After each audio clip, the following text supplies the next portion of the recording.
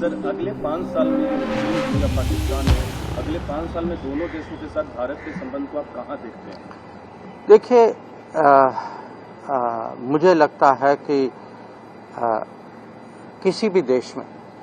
और खासकर डेमोक्रेसीज में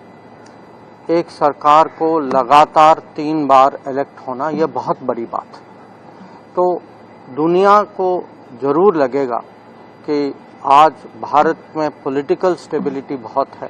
भारत की पब्लिक जो है अपने प्रधानमंत्री पे बहुत विश्वास करती है, और अभी तक पिछले 10 साल में जो उन्होंने हमारा रिकॉर्ड देखा है, तो वो भी उनको भी पता होगा कि हम सचमुच हमारी कोशिश है कि दुनिया के साथ हम अपने हित तो जरूर आगे रखेंगे, पर जो हमारा योगदान होगा वो उसमें भी हम कहीं कम नहीं पड़ेंगे। और जो आपने पाकिस्तान और चाइना के बारे में कहा, वो अलग देश हैं, रिश्ते भी कुछ अलग हैं, वहाँ जो समस्या जो है वो भी कुछ अलग है। तो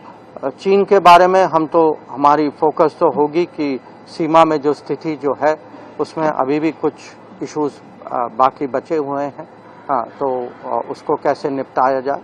और पाकिस्तान के साथ ये भी आप जानते हैं कि विषय जो है सालों से वो जो आतंकवाद का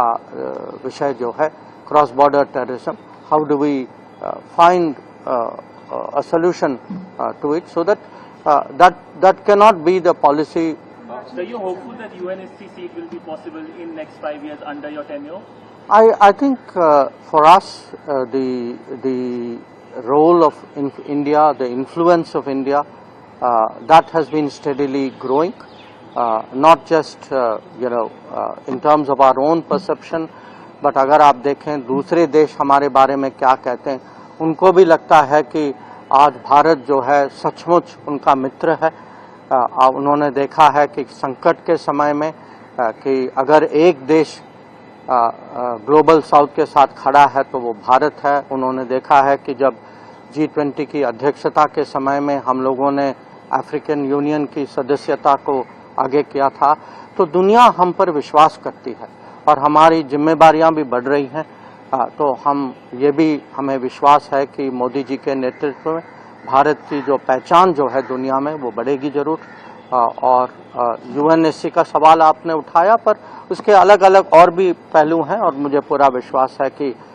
उनके नेतृत्व में मोदी 3.0 की विदेश नीति जो है बहुत सफल होगी।